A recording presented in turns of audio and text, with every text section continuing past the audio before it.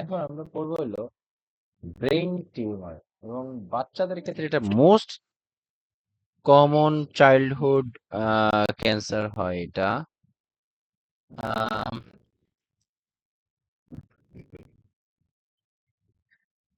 Brain tumour বাচ্চাদের ক্ষেত্রে most second most childhood cancer এবং কইতে কইতে গেল ভাইয়া জায়গা এমবি দিয়ে ক্লাস করা যাইব না গরিব আচ্ছা করো আচ্ছা এমবি ঠিক থাকলে আছে। তো কি হইছে? গেলে কি হইছে? আচ্ছা এত তো এবং বুঝছি। এই ব্রেন টিউমার হইলে মূলত কি হয়, যেহেতু টিউমার ব্রেন টিউমার যেহেতু তোমার একটা কি বলে ব্রেইনের ভিতরে মানে অর্গান ওভার গ্রোথ হয়, তাই না? ফলে কি ধরনের চাপ, কি ধরনের ফাংশন হইতে পারে, সেটা যদি তোমার বিভিন্ন সাইট আছে, সেরেব্রাম, হাইপোথ্যালামাস, বিভিন্ন সাইট আছে যেখানে ডেভেলপ হবে, ওই অংশ এরিয়াতে চাপ পড়ে এবং ওই রিলেটেড ফাংশন গুলা ডিসব্যালেন্স হয়ে যায়। হ্যাঁ, তো এই ধরনের জিনিসই আমরা ব্রেন টিউমারে দেখবো এবং এর ফলে অবশ্যই ইন্টারক্রানিয়াল প্রেশার তো বাড়বে, এটাতে কোনো ডাউট নাই। আর আরেকটা জিনিস হলো আহ, এটা মোস্টলি তোমার ছেলেদের ক্ষেত্রে বিষয় হয়। ঠিক আছে, তো চলো আমরা এগুলোই পড়বো আস্তে আস্তে। Second most common childhood cancer effect boys more than girls. 2/3 of pediatric brain tumors are intra infratentorial beneath the tentorium cerebellum. আচ্ছা, ইনফ্রাটেন্টোরিয়াল বলতে এখানে তোমার infratentorial which include cerebrum and brain stem. সাধারণত যে ব্রেইন টিউমার গুলো হয়, এটা সাধারণত আমাদের সেরেবেলাম এবং ব্রেইন স্টিম, স্টিমের একদম ভিতরে।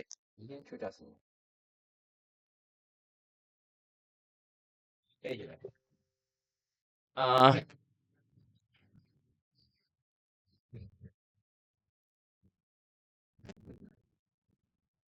আমাদের দেখো এই যে ইন্টেরিয়ম লেয়ার, হ্যাঁ, এর নিচে হয়, এর নিচে এখানে সেরেবেলাম। তার মানে কি? তার মানে হলো এই এই ব্রেন টিউমারটা যখন হয় এত ডিপে হয়, এই জায়গায় এই বরাবর থাকে হলো তোমার এই যে এই বরাবর থাকে এই বরাবর, এই বরাবর থাকে হলো আমাদের ব্রেন স্টিম। এই যে,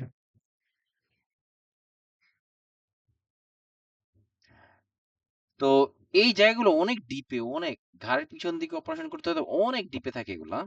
আর এই কারণে ব্রেন টিউমার সার্জারিতে আসলে পেশেন্ট অনেক সময় মারাই যায়। টাইপস কি তাহলে তোমার?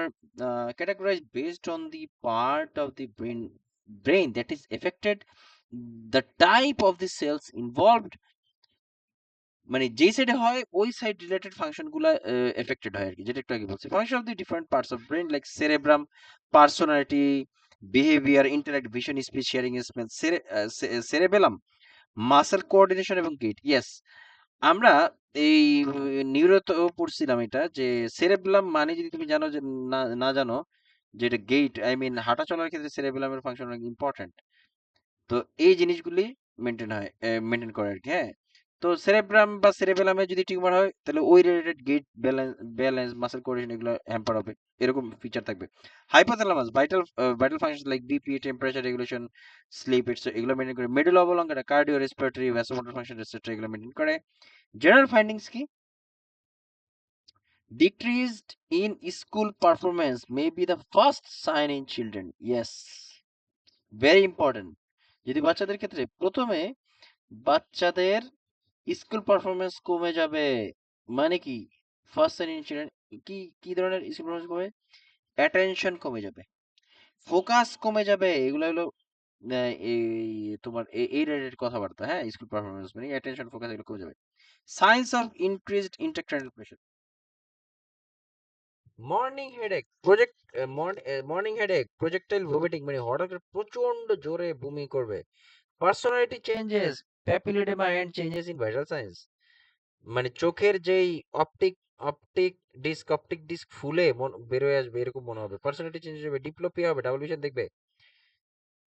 তারপরে তোমার focal sign and symptom cerebellar tumours like ataxia and muscle, যদি সেরেবেলামে তোমার কি সেরেবেলামে তোমার ইয়ে হয়, সেরেব্রামে তোমার টিউমার হয়, তাহলে অ্যাটাক্সিয়া অ্যান্ড মাসল উইকনেস হবে, একটু আগে ওই ফাংশন রিলেটেড ইস্যু সব।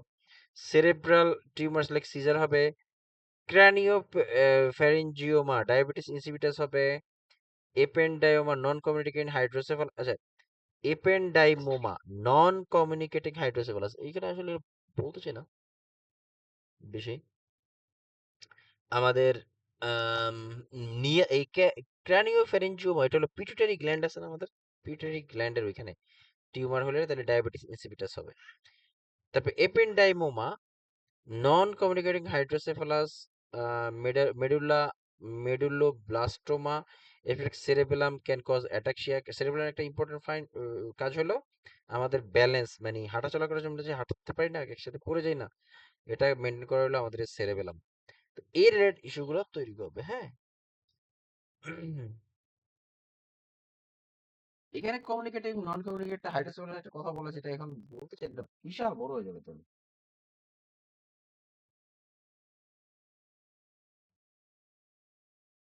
এই যে আমাদের ব্রেন স্টিম কিন্তু, এই যে সরি হাইপোথ্যালামাস কিন্তু আমাদের এই কি বলে বিপি টেম্পারেচার এগুলো মেনটেন করে। হ্যাঁ, এটা আমরা জানি। গ্লায়াল, আচ্ছা গ্লায়াল সেলস এর একটা, এটা দরকার নেই।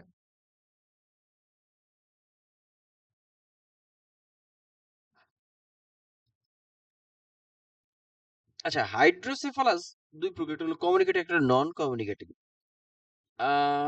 এটা মনে হয় তৌকির রায়হান এটা মনে হয় পায়নি, বাকি সবাই মোটামুটি পাওয়ার কথা, নাও পায়নি। হাইড্রোসেফালাস হলো যে তোমার ওই যে মাথা যে বড় হয়ে যায় না, মানে স্পাইনাল ফ্লুইড যখন ওভার সিক্রেশন হয় ইন দি হেড। তো এটা দুইটা কারণ আছে, একটা হলো কমিউনিকেটিং হাইড্রোসেফালাস, একটা হলো নন কমিউনিকেটিং। এটা এখন বলতে চাই না, এটা বললে আসলে খুব একটা লাভ হবে না, অনেক অনেক কিছু টেনে আনতে হবে। তো এটাই জাস্ট এটুকুই রাখো।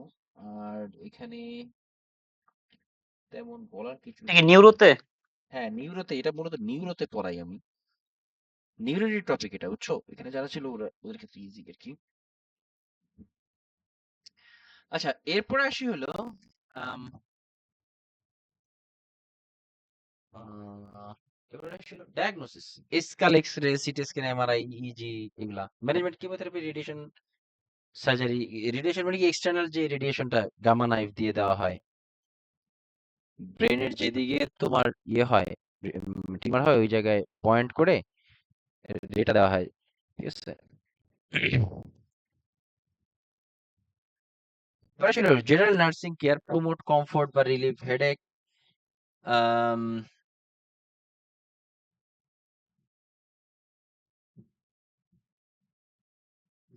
আচ্ছা আরেকটা জিনিস আমি কোথায় জানি দেখছিলাম, এরকম একটা বিষয় ছিল যে তোমার ব্রেন, এই যে ব্রেন স্টিমে যদি তোমার এই কখনো টিউমার হয়, এই স্টিম থেকে টিউমার বের করে আনা সো ডিফিকাল্ট। এই জন্য অনেক সময় কি করে সার্জারি না করে ডাইরেক্ট রেডিয়েশন মারে, বুঝছো? আর সার্জারি করতে গেলে পেশেন্ট বেশিরভাগ সময় তোমার মারাই যায় পেশেন্ট, আমি বেশিরভাগ সময় দেখছি এই অবস্থা।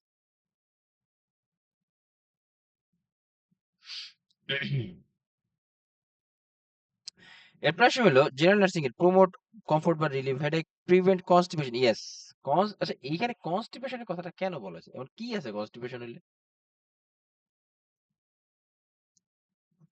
যার ক্যান্সার তার কনস্টিপেশনে কি লাভ হবে ঠিক করলে? প্রশ্নটা হতে পারে না এরকম? চিন্তা করো, কি কি মনে হয় যার ব্রেন টিউমার তার ক্ষেত্রে কনস্টিপেশন আমাদের কি উল্টায় ফেলবে বলো তো? কেউ কিছু বলতে চাইছিল, একটু বলো। জি ভাই কে হ্যাঁ বললাম, কনস্টিপেশন তো এটাও তো একটা ইন্টারনাল প্রেশার না, এটা তো সমস্যা হবে। আর ব্রেন দেখো টিউমার তো ব্রেন টিউমার একে তো ওইটাও নিজেই প্রেশার। ব্রেনের ভিতরে, সেই ইন্টারক্রেনিয়াল প্রেশার বাড়ায় দিতেছে, আবার যদি কনস্টিপেশন হয় তাহলে আরো বেশি বেড়ে যাবে না? এই জন্য বলছে যে প্রিভেন্ট কনস্টিপেশন, কারণ এটা কনস্টিপেশন কিন্তু ইন্টারক্রেনিয়াল প্রেশার বাড়ায় দেয়। Prepare for diagnostic tests such as CT or MRI, provide care for children undergoing surgery, radiation বা chemotherapy. এবার আসলে pre-operative care. Assess the child's level of understanding of the procedure. Let the child draw a picture, tell a story or observe doll play. এই অনেক সময় তোমার বিভিন্ন হসপিটালে চিলড্রেনদের teddy bear ক্লিনিকও আছে। এই যে মানে বাচ্চার উপরে যে প্রসিডিউরটা হবে এই নার্স বা হেলথ কেয়ার ওয়ার্কার তারা টেডি বিয়ারের উপর ওই প্রসিডিউরটার একটা ডেমো দেখায়। বাচ্চাকে এভাবেই জানানো হয় যে তোমার উপরে এই ধরনের একটা প্রসিডিউর হবে, বাচ্চা ওইটার উপরে ভিত্তি করে বাচ্চা খেলাধুলা করে। এটাকে বলে টেডি বিয়ার ক্লিনিক। ঠিক আছে?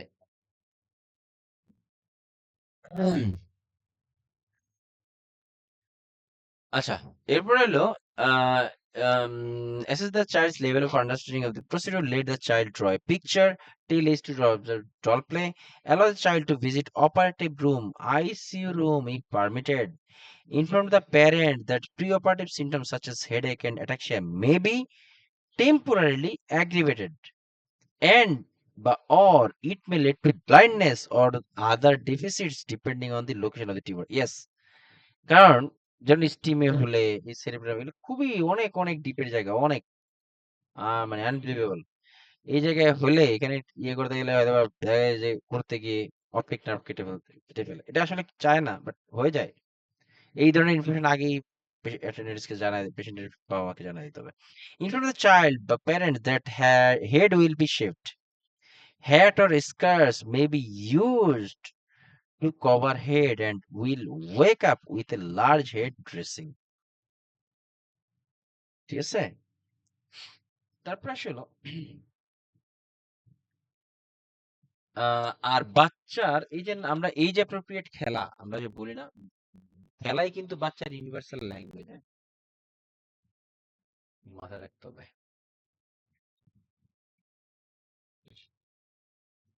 Post operative monitor for increase signs of intracranial pressure,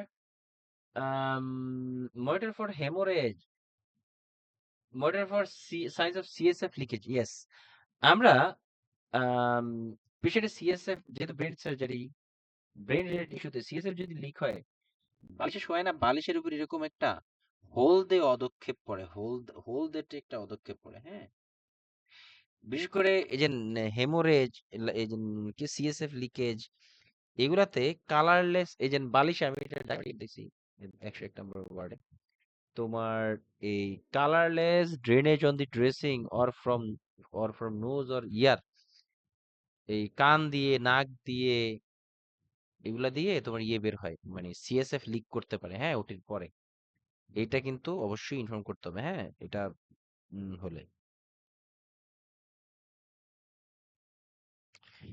আচ্ছা, মনিটর ফর হেমোরেজ, এটা আমরা হেমোরেজটা কিভাবে দেখবো এই ব্রেন সার্জারিতে?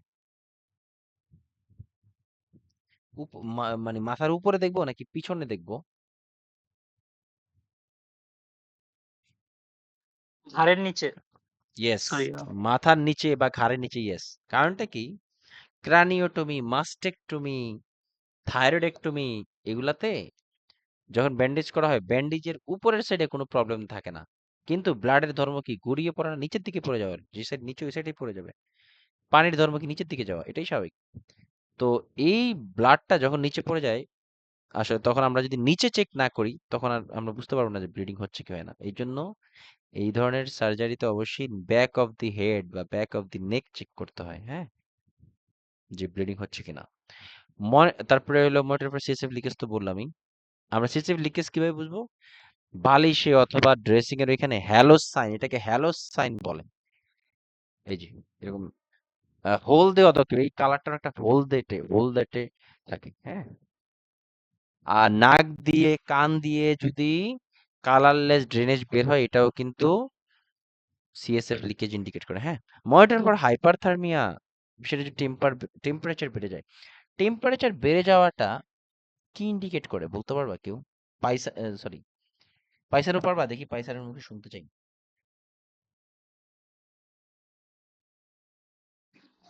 এই প্রশ্ন বললাম যে ধরো ব্রেন টিউমারে পেশেন্ট ওটির পরে পেশেন্টের হাইপারথার্মিয়া হয়েছে, কি কারণ থাকতে পারে? আমাদের কি বিষয় ইনভলভ থাকতে পারে এখানে?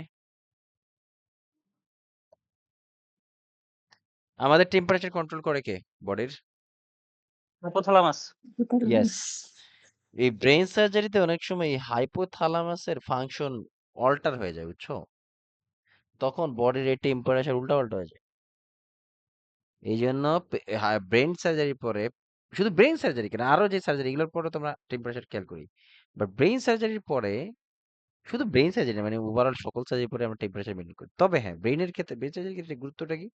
কারণ আমাদের হাইপোথ্যালামাস যদি কোনো কারণে স্টিমুলেটেড হয় বা ইনভলভ হয়ে যায়, সেক্ষেত্রে এই ফিভারের গুরুত্ব অপরিসীম। হ্যাঁ, তারপরে সিজার প্রিকশনস এগুলা নিতে হয়।